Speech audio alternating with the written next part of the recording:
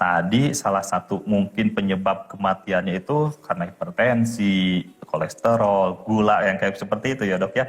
Cuma kadang-kadang Mindok sendiri atau sahabat RSGM sendiri juga nggak tahu nih dok, atau belum tahu bahwa sebetulnya ada ya dok ya kaitan atau hubungannya kesehatan gigi dan mulut atau kesehatan gusi dengan penyakit jantung. Betul ya dok ya? Ya, oke. Mau dijelaskan ini? Kita jelaskan Boleh ya. dok, silakan kita, dok. Silakan. kita berikan gambarannya. Betul Tadi dok, kita seperti sharing dok. seperti cerita di awal tadi, tetap penyebab utama dari penyakit jantung itu pada umumnya adalah masalah hipertensi, ya sistem di dalam tubuh yang memang sudah ada perubahan ya. Akibatnya Betul, bisa menyebabkan masalah dengan jantung.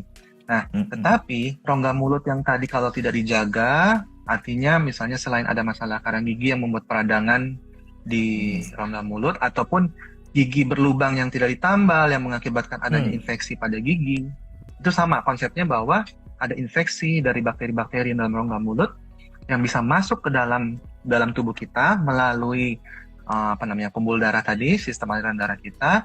Nah, itu dapat menyebabkan ada yang bakterinya bisa ikut masuk jadi bikin infeksi di jantung, selain masalahnya gara-gara gagal jantung dan lain-lain.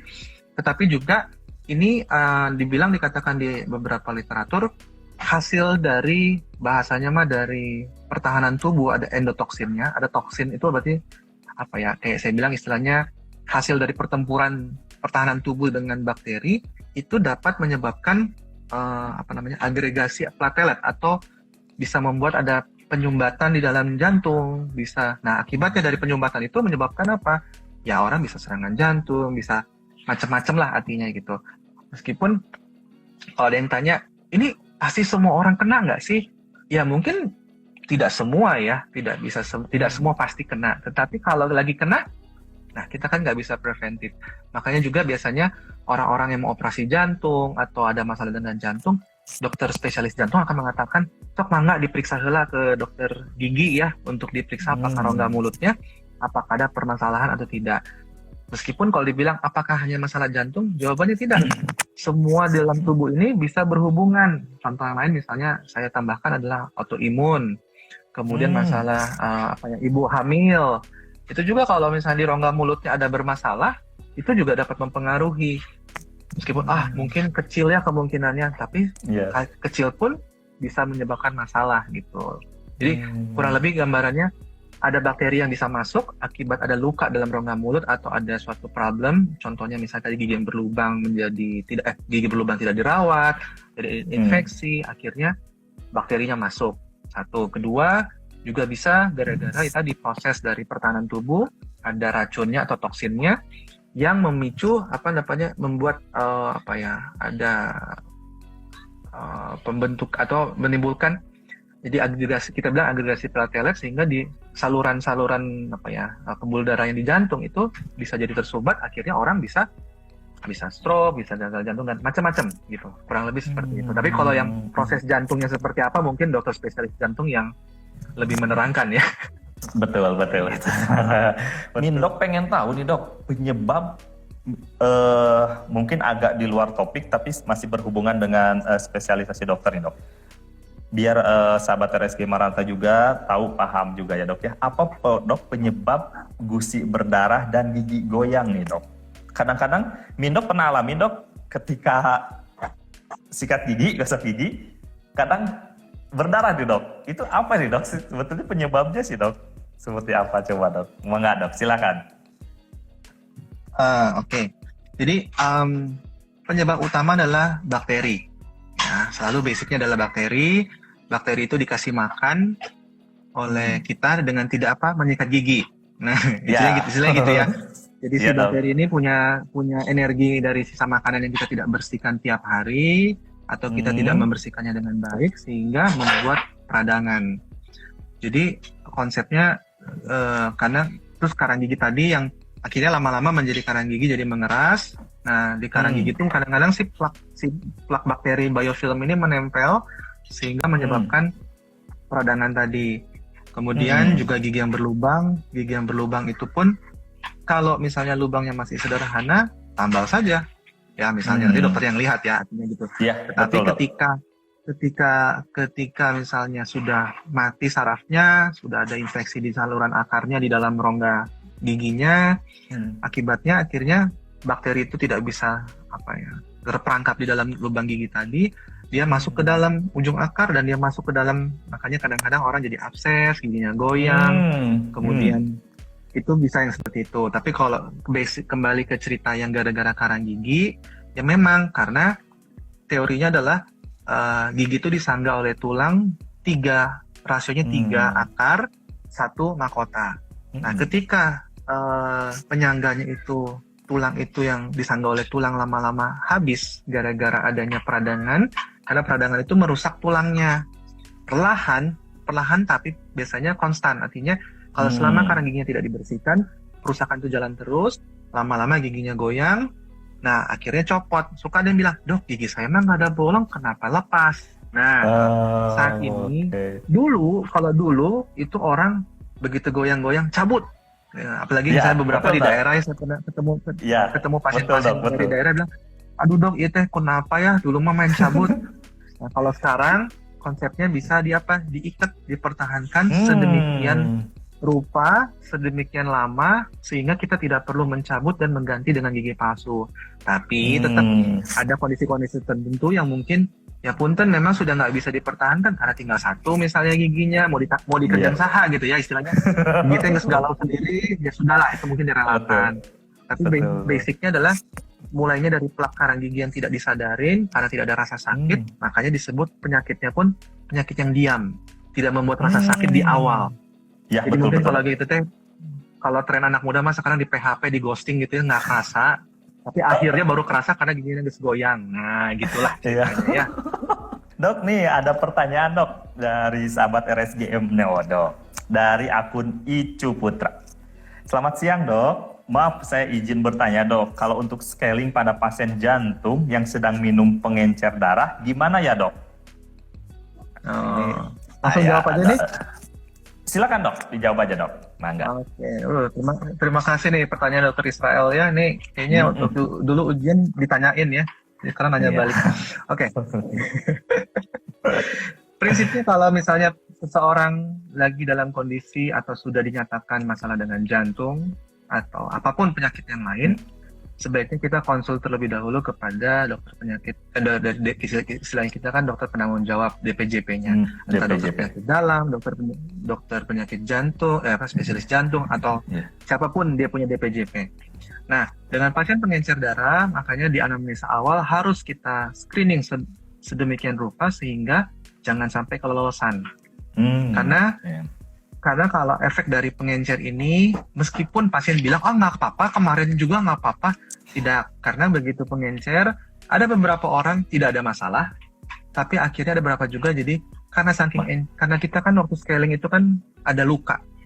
Jadi luka itu di daerah jaringan lunaknya, sistem untuk pembukaannya nggak apa-apa, tapi jenis karena dipakai pengencer, dia lebih, artinya sederhananya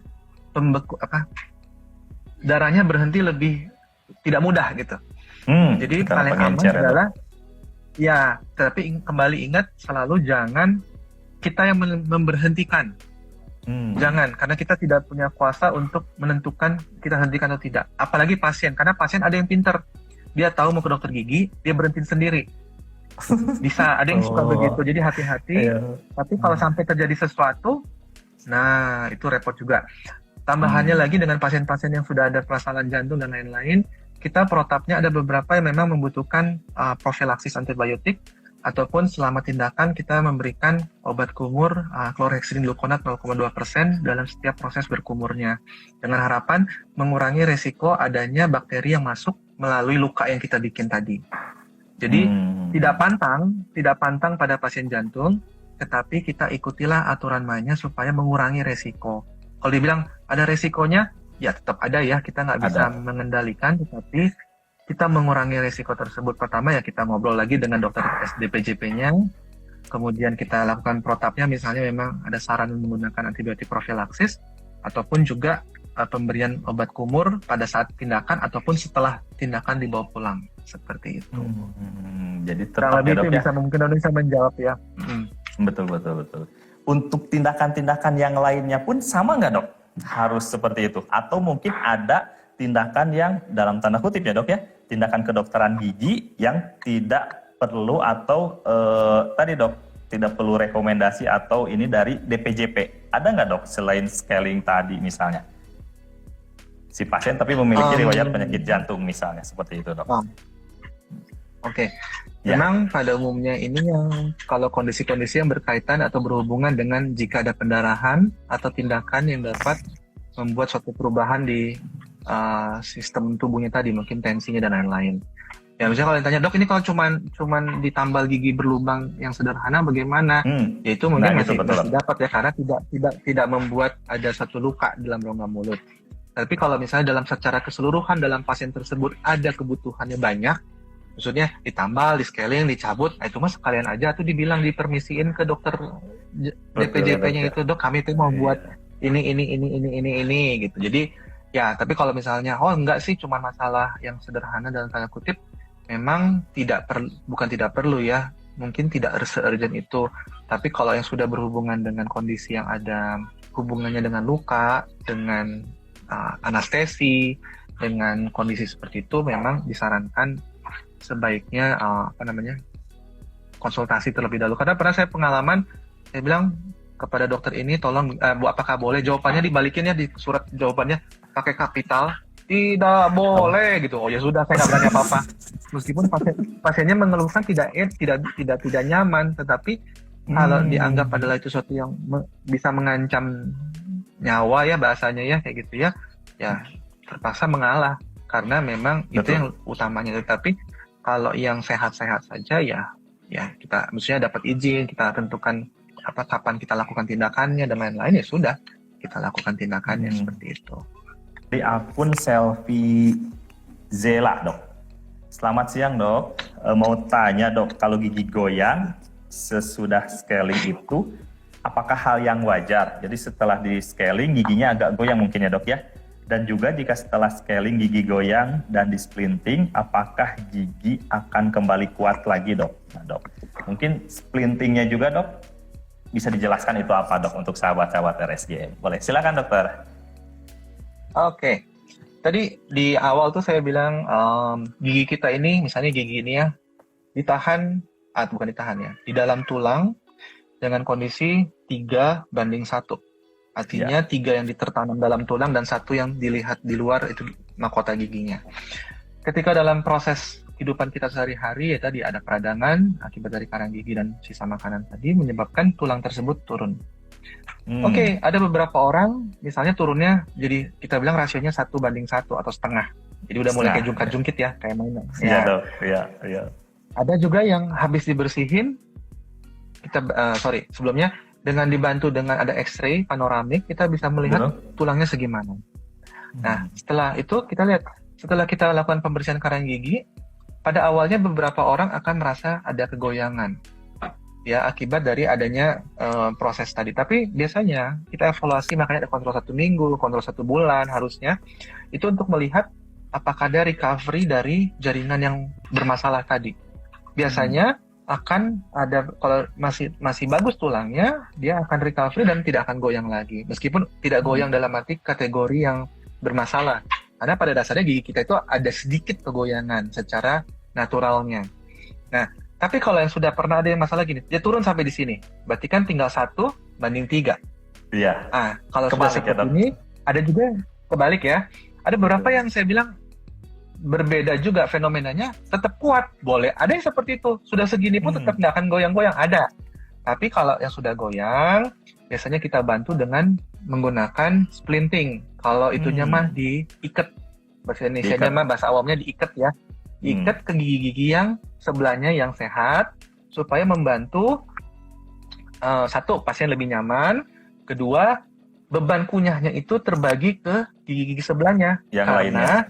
Si kawat, si splinting atau kawat ini diikatkan ke daerah titik kontak. Titik kontak tuh, kalau misalnya gigi tuh, normalnya kan seperti ini ya, sebelahan ya, gandengan. Kalau kita mah bahu ke bahu ya, artinya bergandengan tangan, berbagi beban hidup kerja misalnya dulu gitu ya. Jadi itu tuh terbagi di titik kontak tersebut sehingga ketika kita mengunyah distribusi bebannya terbagi rata.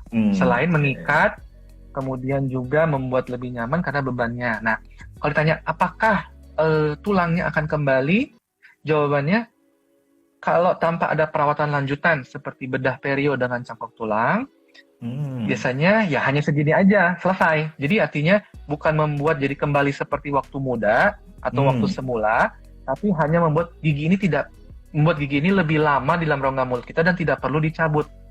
Gitu. Okay. Tapi kalau ditanya pilihan perawatan berikutnya apa? Oh bisa, kita tidak semua kasus ya, ada beberapa kasus yang kita bisa cangkok tulangnya lebih banyak dan lebih menahan. Nah, dengan kita memperbaiki pocket periodontal atau saku gusinya dan lain-lain itu kita perbaikin sehingga mengurangi resiko dari adanya kembali peradangan yang berulang. Contoh sederhana, saya selalu bawa cerita ini dan saya sudah izin sama ibu saya. Ibu saya 7 tahun giginya diikat. Aslinya sudah bermasalah, goyang, dokter di rumah sakit katakan cabut aja, ganti. Udah, ganti gigi palsu aja, gampang. Dia datang ke dokter dekat gigi rumah, dia bilang, oh jangan, ini masih bisa dibersihkan. Kemudian diikat, yang dilakukan oleh waktu itu pada dosen saya. Dia, ini, dan 7 tahun bertahan. Tapi kenapa dicabut juga? Karena memang akhirnya tulangnya sudah rusak. Dan mama waktu itu tidak mau dibedah. Artinya, jadi memang tidak ada perbaikan yang lanjutnya ya. Jadi, tapi 7 tahun itu dia bilang, saya senang 7 tahun masih gigi saya meskipun ada ikatan, maksudnya ada satu istilahnya alat bantu dalam rongga mulut yang diikat situ yang membuat si gigi itu ada di dalam rongga mulutnya, nggak sampai harus ganti gigi palsu langsung. Nah, kepuasan itu kalau itu akhirnya kualitas hidupnya akan jauh lebih baik seperti itu. Meskipun yang tanya berapa lama tahannya, nah itu tiap orang berbeda. Karena kasusnya keapikan orang. Ada yang sudah dibilang jangan makan apel, jangan ngegrogot ayam, jangan makan rengginang, apalagi buka botol minuman, dipotek, dia copot. Tapi lebih ke arah supaya gigi itu masih ada, dipakai makan secara sederhana, ya itulah kurang lebih seperti itu sehingga tidak perlu dicabut karena yang palsu itu yang pasti nggak enak, itu tidak enak. Gigi asli masih lebih nyaman aslinya, meskipun gigi tersebut sudah membutuhkan bantuan supaya tetap diam di dalam rongga mulut. Sekarang trennya seperti itu, banyak pasien datang, dok bisa, ada yang kemarin terakhir, dok udah lepas masih bisa ditempel lagi enggak? Ada yang seperti udah itu. Lepas. Saya bilang, ayo, iya ada yang satu lepas. Nah memang goyang itu bisa karena tadi penyakit karena karang gigi atau juga karena istilah kita trauma oklusi atau benturan dari gigi lawan yang berulang menyebabkan kerusakan tulang sehingga giginya lepas. Biasanya cuma 1 atau 2. Tapi kalau gara-gara karang gigi teh biasanya banyak ramean jemaah gitu, bukan cuma 1. Iya karang gigi gitu. Oke, jadi mengenai tadi splinting itu kan tetap harus diservis nih dok. Itu berkalanya setiap berapa bulan dokter? Itu kembali masing-masing orang berbeda karena kasusnya berbeda. Tapi kalau saya punya analogi atau istilah, kebetulan mobil saya misalnya tiap 5.000 ganti oli. Servis, ya. Berarti kan servis kecil ya, servis kecil teh 5.000, servis besarnya 40.000 dan apa itu istilahnya servis besar. Nah, bisa saja ada yang 3 bulan, ada yang 6 bulan, ada juga yang setahun sekali. Ada, saya pernah pasien setahun sekali dia pasti muncul di bulan yang sama, di tanggalnya mirip-mirip. Dia bilang setiap 1 tahun itu pasti dia ada yang copot atau rusak persis. Tapi ada juga yang tiap 3 bulan, ada yang 6 bulan. Nah, biasanya di awal-awal itu membutuhkan servis lebih lama atau kontrol lebih beberapa frekuensinya karena mungkin adaptasi bisa membersihkannya tidak dan lain-lain. Jadi memang di awal butuh butuh kunjungan beberapa kali untuk membantu bisa menjaga dan membiasakan atau ada yang lepas, ada yang apa itu biasanya kita akan perbaikin kayak gitu. Tapi jadi kalau yang udah pinter mah, yang udah biasa mah nanti 6 bulan, ada yang setahun sekali, ya beda-beda kasus, beda-beda kondisinya gitu. Oke, jadi kalau mungkin awal pertama mah mungkin intensitas untuk servis atau kontrolnya itu lebih dekat ya dok ya ke dokter giginya ya dok ya? Ya. Karena tadi untuk adaptasi seperti dok kalau splinting gitu teh kalau sikat gigi kayak biasa aja gitu dok? Sikat giginya? Ya, tetap biasa. Biasanya kita tambahkan namanya interdental brush atau sikat gigi yang kecil.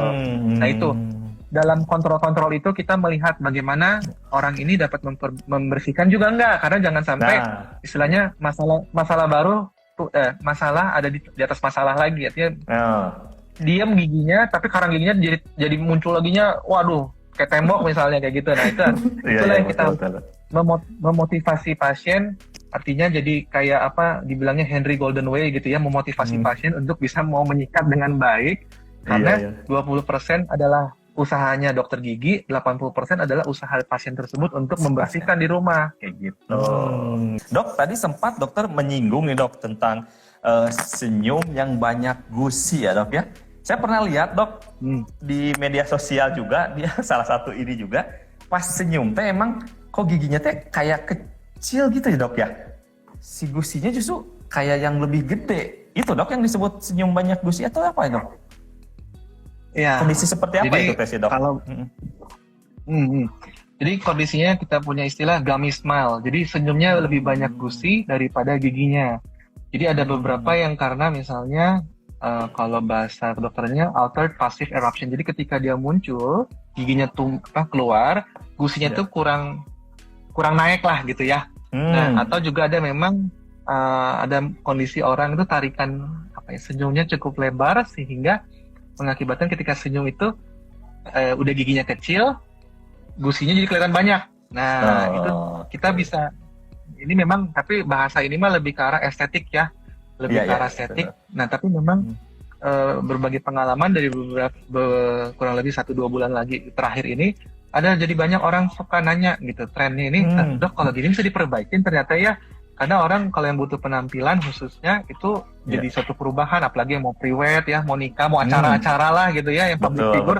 Ini banyak yang nanya, jadi selain tapi lebih memang memperbaiki penampilan dan kepercayaan diri. Tapi kalau secara kesehatan apakah itu sesuatu yang utama? Sebetulnya tidak ya, artinya dari segi kesehatan fisik ya, artinya itu bukan yang utama. Tapi kalau dari orang yang mencari penampilan supaya lebih percaya diri dan lain-lain, ini ada beberapa yang kemarin sudah lakukan tindakan, baru selesai tindakan saja pasien sudah merasa saya senyum sudah segini. Nah, kurang lebih normal kita kayak gini ya, kurang lebih seperti ini. Nanti setelah selesai buka jahitan dan lain-lain akan ada perubahan yang dapat membuat begitu senyum. Nah, akhirnya lebih terkontrol gitu. Terkontrol dok ya. Gitu. Oke.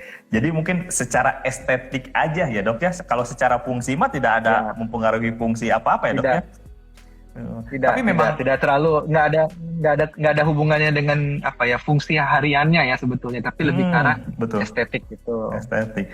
Tapi memang ya dok, mohon maaf punten ya dok ya, kalau orang saya ada di Instagram atau apa ya dok ya, dia udah banyak juga followernya gitu, tapi pas senyum, oh ini mungkin yang disebut gusinya banyak tuh, tapi memang kalau secara estetik dalam tanda kutip ya dok ya, agak kurang menarik gitu ya dok ya, mungkin kalau secara estetik gitu, tapi secara fungsi sih is okay ya dok ya, nggak mempengaruhi apa-apa, mengunyah pun biasa seperti itu gitu ya dok, tapi memang secara estetik ya dok, dan memang kalau dilihat kayak agak aneh juga ya dok, kalau kok giginya kecil atau apa gitu tuh kayak gitu ya dok ya, kita yang ngelihatnya gitu ya dok ya, dan itu sebetulnya bisa diperbaiki ya dok ya, bisa diperbaiki ya. Bisa.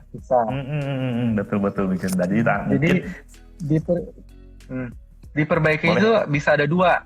Pada umumnya itu dengan kita merekonturing giginya, artinya kita buat giginya lebih gede dulu secara proporsional ya, ada aturannya. Betul. Kemudian ternyata, udah giginya digedein teh, kok masih senyumnya masih banyak gusinya.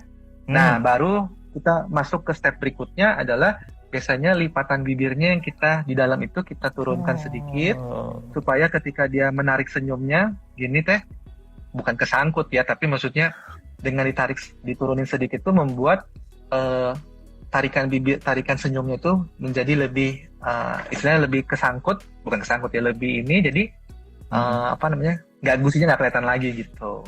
Untuk orang-orang yang memiliki riwayat penyakit jantung, untuk merawat atau menjaga kesehatan gigi dan mulutnya itu seperti apa dok? Oke. Pada dasarnya kalau yang soal jantungnya tadi ya itu anjuran dokter giginya, dokter penyakit dalam atau penyakit jantungnya ya. DPJP-nya ya. Tetapi kalau untuk yang dari dokter gigi, pada umumnya sederhana adalah kita menyikat gigi dengan baik, benar, dan tepat kalau istilah saya. Artinya rutin aja sikat gigi itu pagi setelah sarapan, malam sebelum tidur. Standarnya kan seperti itu, minimal 2 kali. Supaya apa? Mencegah istilahnya si plak atau bakteri itu menjadi matang sehingga membuat peradangan di gusi tadi. Ya, sederhananya seperti itu. Kemudian sikat gigi kita kayak apa yang sikat gigi itu beli yang gimana sih? Itu saya suka bertanya sama semua pasien. Ibu belinya seperti apa? Kalau mahasiswa mah 2 dapat 3 gitu ya. Atau warnanya yang unyu-unyu gitu ya. Yang keren warnanya. Padahal kalau sikat gigi yang saya pakai nggak sampai 10.000 gitu ya. Tapi nggak boleh sebut merek. Jadi prinsipnya apa? Kepala sikatnya kecil, kemudian bulu sikatnya soft. Buku bilang boleh sampai medium. Tetapi tangannya orang itu kan nggak bisa dikontrol ya kekuatannya. Jadi sederhana. Saya suka bilang udah pakai yang soft aja, kepalanya kecil. Supaya apa? Bisa masuk ke daerah atas paling dalam belakang. Ya dok? Ke dalam ini ya dok ya? Nah, disambung dengan cara menyikat tuh, orang sikat gigian gini, semangat 45 ya, kayak gitu ya. Akibatnya apa? Leher gusinya yang bakal rusak. Nah, jadi cara sikatnya gimana? Dari gusi ke gigi, dari merah ke putih dicongkil gini, cak. Khususnya daerah yang paling belakang sini, putar sama ya, dicongkil dari merah ke putih gitu, tapi mulutnya jangan dibuka terlalu lebar. Jangan, pasti nyangsang di sini, nyangkut. Oh iya ya dok nyangkut di sini. Agak jadi nutup harus dikit pelan-pelan berarti ya, aja. Gini ya. Nah, tutup sedikit, terus supaya dia bisa berputar. Terus jangan lupa yang di daerah lidah, di bawah lidah itu disikat juga, disikat supaya bersih karena suka banyak kotorannya itu di situ, gitu. Yang terakhir, yang lain mah, yang di bagian kunyahnya mah sikat gigi seperti biasa, cukup. Itu apa namanya, ya biasalah. Ya. Kemudian satu area itu bisa 5-8 kali sikatan ya. Itu sudah cukup seperti 5 itu. Jadi 8. Sebetulnya mau yang sehat, mau yang penyakit ada jantung, ada dan lain-lain mah cara memeliharanya sederhana. Misalnya saya bilang modalnya 20.000, 10.000 pasta gigi, 10.000 sikat gigi dapat menyelamatkan hidup kita lebih banyak. Artinya bukan hanya soal sakit ke dokter gigi, bukan, tapi yang hilang dari sakit tadi itu adalah apa? Waktu kita, kualitas hidup kita. Sok, kalau udah sakit pilek masih bisa kerja kan gini kan ya. Tapi kalau udah sakit gigi lebih sakit dari sakit hati. Artinya gitu. Jadi dengan kita meluangkan waktu 2-3 menit dengan menjaga kebersihan mulut kita, ya, dapat membantu kita hidup kita lebih senang, membuat hidup kita lebih senang, lebih banyak istilahnya gitu. Orang ada yang tanya, pakai obat kumur enggak? Pakai obat kumur atau yang lain-lain? Jawabannya adalah, yang utama adalah menyikat gigi tadi. Obat kumur hanya membantu. Jadi jangan diutamakan si obat kumur. Yang utama adalah cara menyikatnya. Makanya harus baik, benar, dan tepat. Jangan sampai bersih, tapi rusak giginya.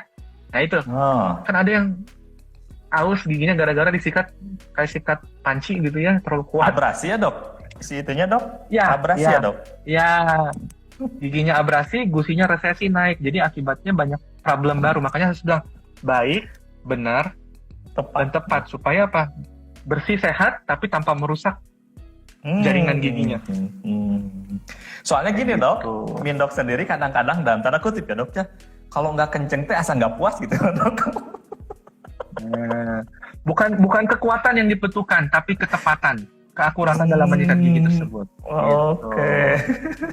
Soalnya pengalaman dok. Pengalaman sikat gigi sampai patah dok.